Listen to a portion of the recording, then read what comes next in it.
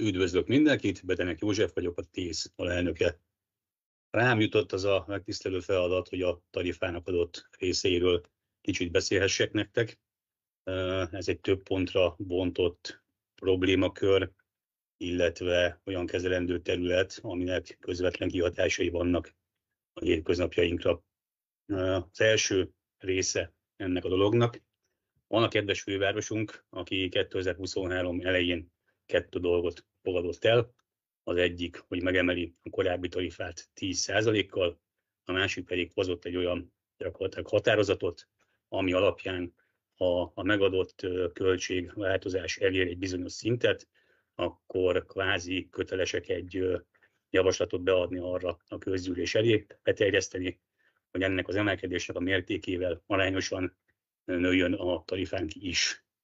A gyakorlatban ezt nem sikerült kivitelezni, azt nem tudom, hogy ez egy kvázi hibának az eredménye, vagy pedig egy szándékos koncepciónak a kifutása. De amikor ők ugye ezeket megszavazták, akkor a kötelezettség az emelésre, meg a költségváltozás követésére az azonnal életbe lépett, viszont ugye maga a következő tarifaemelés a 10%-kal az a jogszabályi környezet miatt csak később lett éles. Tehát itt van egy olyan luk, ami alapján nekik be kellett volna nyújtaniuk azt, hogy kb. 25%-kal emelkedjen a tarifa. Ők megszavaztak egy 10%-os emelést, tehát ennek köszönhetően körülbelül a mai napon is olyan 15%-kal kevesebbé dolgozunk, mint amennyire dolgozhatnánk. Ennek hát azon kívül, hogy a pénztárcánkon érezzük a vetületét minden nap, különböző módokon lehet ezzel ellen tenni. Van egyszer egy olyan lehetőség, hogy törvényességi felügyeleti eljárást indítunk a Pest megyei kormányhivatalnál. Ebből vagy lesz valami, vagy nem. Tehát nekik azt kell nézniük, hogy egy adott szervezetnek kvázi megfelel a jogszabályoknak a működése.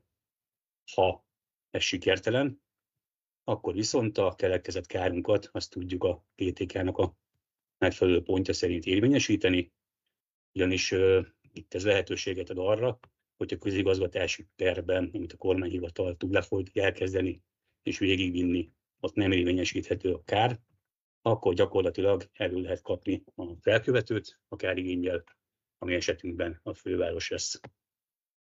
Van a harmadik opció, erre majd a prezentáció, illetve a meeting során kitérünk, hogy milyen eszközöket látunk arra, hogy kvázi érvényesítsük a különböző igényeinket.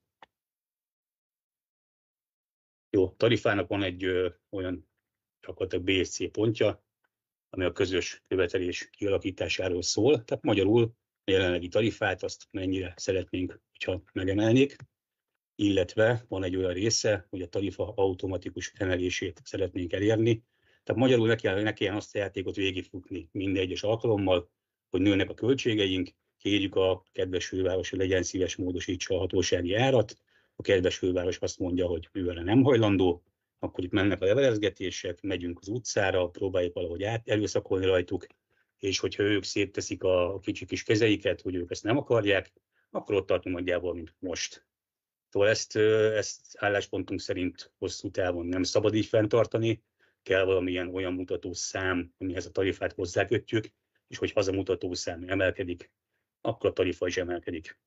Az egyik ilyen ötlet az az átlagbérhez kötése lenne a tarifának, ugyanis jelenleg úgy nézünk ki, hogy a 2013-as fix tarifa bevezetése óta az átlagbérek 199%-kal nőttek, tehát magyarul, aki akkor 100 forintot keresett, az most átlagosan 300-at keres.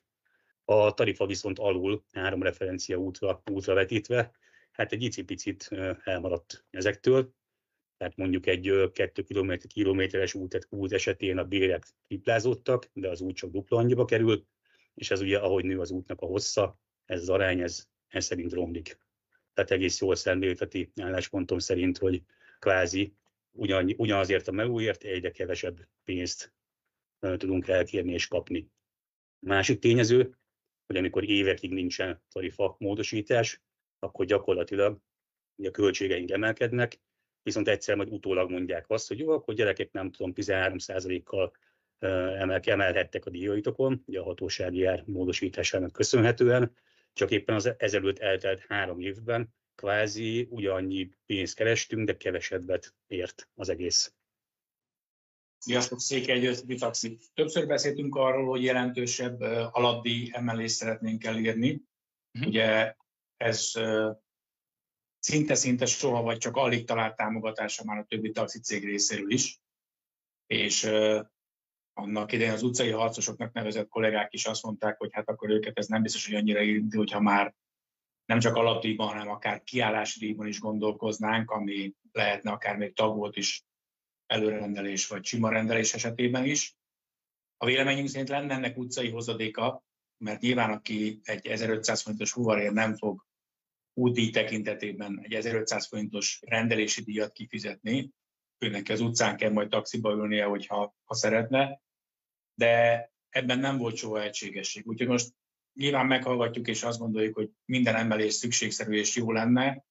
Hát az 1500-600 is 150 forinttal pont úgy, ahogy megfogalmaztad, hogy mindenképpen kéne, de továbbra is gondoljuk azt, hogy a kiállási díj az akár nagyobb arányú emelést is hozhatna, hiszen akkor az minden egyes fuvarnál automatikusan megjelenik, akár még, hogyha taxióra szerkezetileg lehetővé téve abban benne foglalt kilométer is lenne az első 3 kilométer, és akkor egy lényegesen magasabb kiállási díjjal, mert akkor az is meggondolná a taxirendelést, aki azon morfondérzik, hogy 4 darab busz egy áráért fog tudni elmenni A-ból B-be, és mégiscsak taxival teszi, és nem pedig a BKV-val. Tehát nálunk ez mindig nyitott kapura talál az ilyen. Na, szóval a lényeg az, hogy én mindenféleképpen azt mondom, hogy tetszik, nem tetszik a fővárosnak, most még az ősszel, és most ez az ősz alatt itt a szeptember végét mondom, és csak azért, hogy nekik is legyen idejük beütemezni, mindenféleképpen kell egy tarifatárgyalás. Én azt mondom, hogy mindenféleképpen szükség van, bocsánat, így mondom, valamire. Az, hogy itt mi beállapodunk meg a többség, vagy mi beállapodunk meg, én azt mondom, hogy az már új részletkérdés, de egy tény, valaminek most lennie kell. Az elmúlt időszakban a legutolsó, szóval a tarifatárgyaláshoz képest újfent még nőttek a költségek, nőtt az infláció, gyakorlatilag nem lett jobb, nem stagnált, hanem rosszabb lett. Úgyhogy én azt mondom, hogy így első körben, bocsánat, a főváros bármennyire is nem akarja, muszáj lesz valamilyen tarifa emelést kieszközölni. Mi annak idején 15%-ot mondtunk, én hajlok már most jelen pillanatban a 20%-nál. Oké, és azért mondom, hogy így mindenféleképpen szerintem egy ilyen egység már kialakítható, hogy legyen emelés, és mondom, én részemről én egy 20%-ot mondok. Tudom, hogy ez jelen pillanatban nem éri el azt a szintet, határt, amit ti gondoltok, mondtok.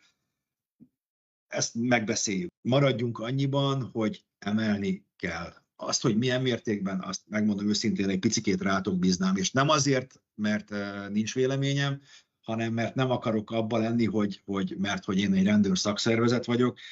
Nálatok lehet több taxis van, én nem számolhatok, nincs ilyen verseny, én elfogadom azt, amit mondtok. Köszönöm. Én a Függetlenségi Szakszervezeti Szövetség elnöke vagyok, és az NSZ-t is képviselem. Én annyit szeretnék hozzáfűzni itt a eddigi elmondottakhoz, bocsánat, meg egy kicsit paradok, sok volt a mai nap, hogy az, hogy tárgyalunk, az elsősorban le kéne azt szögeznünk, hogy természetesen szükség van emelésre, amivel egyet tudok érteni, amit számoltatok, az, hogy körülbelül nálunk is ilyen mértékben merült fel.